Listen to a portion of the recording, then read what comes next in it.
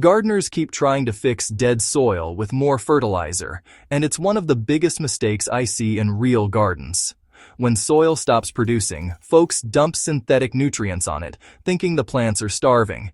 But most of the time, the soil isn't lacking nutrients, it's lacking life. Once the microbial life collapses, the soil becomes little more than dust that just holds roots upright. Plants struggle, growth stalls, leaves turn pale, and suddenly every crop feels like a constant battle. The real solution is not more fertilizer. It's restoring the living biology of the soil.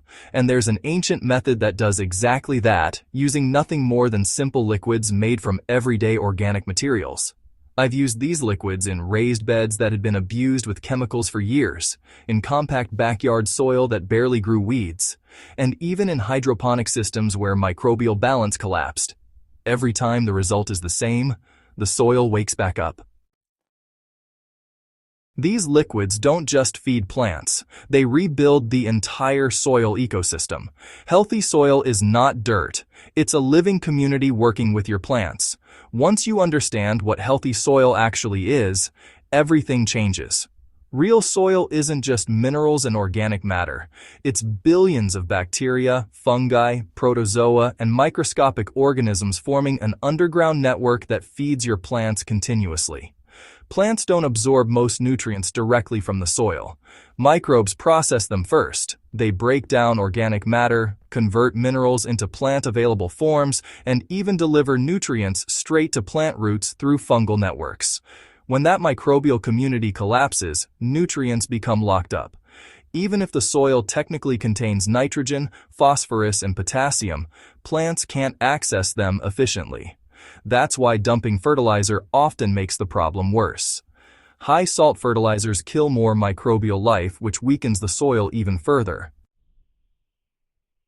The real fix is restoring those microbes quickly, and that's exactly what these ancient liquids do.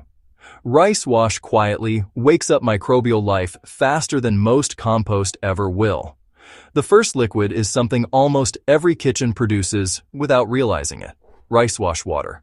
When you rinse rice before cooking, the cloudy water that comes off it is full of starches and simple carbohydrates. Those carbohydrates are perfect microbial food. They act like a rapid starter culture for beneficial bacteria.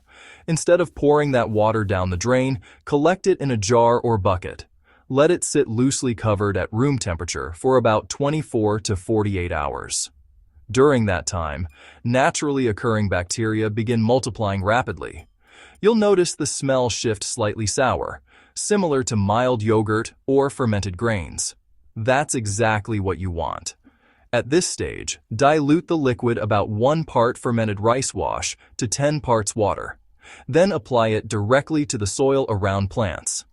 In raised beds, I usually apply about 1 liter per square meter, slowly soaking the surface so it penetrates a few inches deep. Within days, microbial activity increases dramatically. The starch feeds bacteria, the bacteria multiply, and suddenly the soil begins cycling nutrients again. I've used this in tired tomato beds that barely produced fruit, and within 2 weeks the plants regained deep green color and stronger growth without adding any fertilizer at all. Fermented plant juice feeds the soil the exact biology plants evolved with. The second liquid goes a step further. Instead of feeding microbes with starch, it introduces living plant-based enzymes, minerals, and beneficial microorganisms. This method is called fermented plant juice, and it's been used for centuries in traditional Asian natural farming. You start by collecting fresh, vigorous plant growth.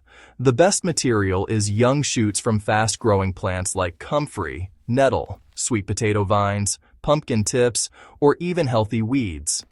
Chop the plant material finely and weigh it. Then mix it with an equal weight of brown sugar. The sugar pulls moisture out of the plant cells through osmosis, creating a thick syrup filled with plant nutrients and natural microbes. Pack the mixture loosely into a jar and cover it with a breathable cloth. Within 2 to 3 days, the liquid will begin forming at the bottom. After about a week, you'll have a concentrated fermented extract. That extract is extremely strong, so it needs to be diluted heavily before use. I typically mix 1 tablespoon per liter of water. When applied to soil, fermented plant juice feeds microbes while also delivering plant hormones and trace minerals. In leafy crops like kale or spinach, I often see faster leaf expansion within days. In fruiting crops like peppers and tomatoes, the improvement shows up in stronger flowering and better fruit set. The key is that this liquid isn't just nutrients. It's biological communication between plants and soil microbes. Compost tea rebuilds the fungal networks that make soil truly resilient. The third liquid is compost tea, and this one focuses heavily on rebuilding fungal life in the soil. Bacteria dominate in disturbed soil, but healthy gardens need fungi too. Fungi build long, microscopic threads that transport nutrients across large areas underground. They also help plants access minerals locked deep in the soil. A simple compost tea is easy to make. Fill a bucket with about 10 liters of non-chlorinated water. Add a large handful of finished compost inside a cloth bag or mesh sack. Then add a tablespoon of molasses to feed the microbes. If you can, bubble air through the bucket using a small aquarium pump for 24 hours. This keeps the microbes highly active and prevents anaerobic bacteria from dominating. After brewing, dilute the tea slightly and drench the soil around plants. In compact backyard soil where earthworms had disappeared, I've seen compost tea bring them back within a few weeks.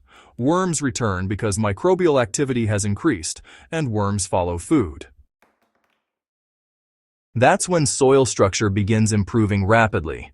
The ground becomes darker, looser, and far easier for roots to penetrate.